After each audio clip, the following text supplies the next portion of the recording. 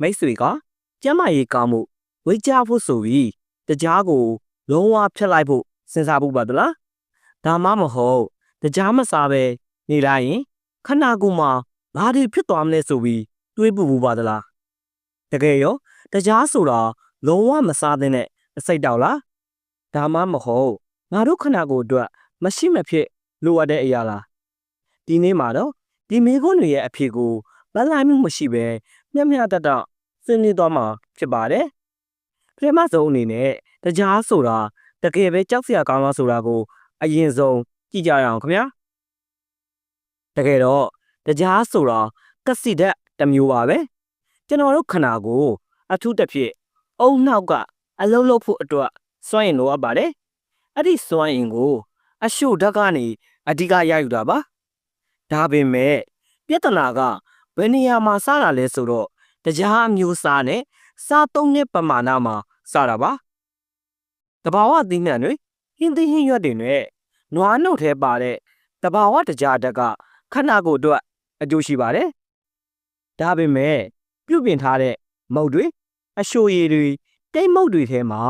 ထပ်ထည့်ထားတဲ့တကြားတွေကတော့လိုတာထက်ပိုနေရင်ကျန်းမာရေးကိုထိခိုက်စေနိုင်ပါတယ်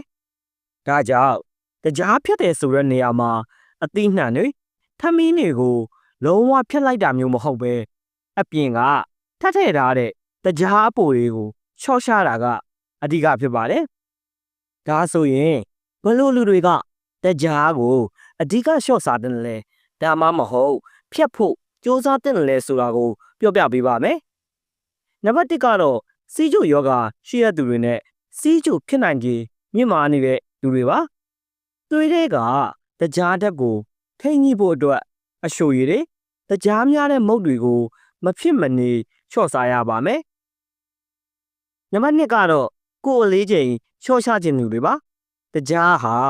ကယ်လိုရီများလွန်းတဲ့အတွက်ဝေးချခြင်းရင်တော့တကြားကိုလျှော့လိုက်တာကအထီးရောက်ဆုံးနည်းလမ်းတစ်ခုပါပဲနံပါတ်3ကတော့အသားရည်ပြဿနာရှိသူတွေပါဝက်ချက်ခဏခဏထွက်တာအသားရည်အိုမင်းလွယ်တာတွေကတကြားစားသုံးမှုများတာနဲ့ဆက်ဆက်နေတတ်ပါတယ်နောက်ပြီးစိတ်ခံစားချက်အတက်အကျမြင်တဲ့သူတွေနေကင်ဘတ်ဆိုရင်အိတ်ငိုက်ပြီးထိုင်းမိုင်းနေတဲ့သူတွေအနေနဲ့တကြားကိုလျှော့စားသင့်ပါတယ်ဒါပေမဲ့လူတိုင်းတကြားဖြတ်ဖို့လို့တလားဆိုတော့မဟုတ်ပါဘူးတကြားကိုလုံးဝမဖြတ်တဲ့အရှိန်တွေလည်းရှိပါတယ်ပထမဆုံးအနေနဲ့သွေးတွင်းတကြားတဲ့ကြဆင်တက်တဲ့သူတွေပါကားမှုတာတုံတာမူးမေ့လဲကျင်တယ်လို့ဖြစ်တတ်တဲ့သူတွေကတကြားတက်ကိုလုံလောက်အောင်စားပေးဖို့လိုပါပါတယ်လုံးဝဖြတ်လိုက်ရင်အနေရှိနိုင်ပါတယ်ဒါအပြင်ပြင်းထန်တဲ့အခက်စာလိုက်စားတဲ့သူတွေလေးကျင့်ကံပြင်းထန်လုပ်သူတွေပါခန္ဓာကိုယ်ကစွမ်းအင်တွေအများကြီးပုံရတဲ့အတွက်ကြွက်သားတွေပြန်လည်တန်ဆွမ်းမှုကက်စီဓာတ်နဲ့တကြားဓာတ်အသင့်လိုအပ်ပါတယ်နောက်တစ်ချက်ကတော့ဖွံ့ဖြိုးကြီးထွားနေတဲ့ကလေးငယ်တွေပါကလေးတွေရဲ့အုံနှောက်နဲ့ခန္ဓာကိုယ်ကြီးထွားဖို့အတွက်စွမ်းအင်လိုအပ်ပါတယ်ဒါကြောင့်ကလေးတွေကိုတကြားလုံးဝမကြွေးပဲပိတ်ပင်တာမျိုးမလုပ်ပဲတဘာဝသီးနှံတွေနွားနိုးတွေကရတဲ့အရှုဓာတ်ကိုမျှတအောင်ယူသင့်ပါတယ်အခုတခါတကြားဖြတ်လိုက်ရင်ဘာတွေဖြစ်လာနိုင်လဲဆိုတာကိုနှိုင်းယှဉ်ကြည့်ရအောင်ကောင်းကျိုးတွေကတော့အရင်ဆုံးကိုယ်လေးချင်းကြားလာမယ်သွေးပေါင်ချိန်နဲ့နှလုံးကျန်းမာရေးပိုကောင်းလာမယ်အသားရည်ကြည်လင်လာပြီးဝက်ရှံထောက်တာတွေတတ်တာလာနိုင်ပါတယ်နောက်ပြီးရေရှည်မှာစိတ်သွားကိုယ်ပါဖြစ်ပြီးပုံမတော်လက်လာတာကိုတွေ့ရပါလိမ့်မယ်ဒါပေမဲ့တစ်ဖက်မှာတော့သတိထားရမယ့်စိုးကျိုးအနည်းငယ်ရှိပါတယ်ဒါကတော့တကြားဖြတ်ခါစလက္ခဏာတွေပါတကြားကိုရုတ်တရက်ဖြတ်လိုက်တဲ့အခါပထမရက်ပိုင်းမှာခေါင်းကိုက်တာစိတ်တူလွယ်တာအားမရှိသလိုခံစားရတာနဲ့အရှိုးရမ်းစားကျင်တာမျိုးတွေဖြစ်တတ်ပါတယ်ဒါကခန္ဓာကိုယ်အပြောင်းလဲကိုစူးစမ်းပြီးညှိယူနေရလို့ပါ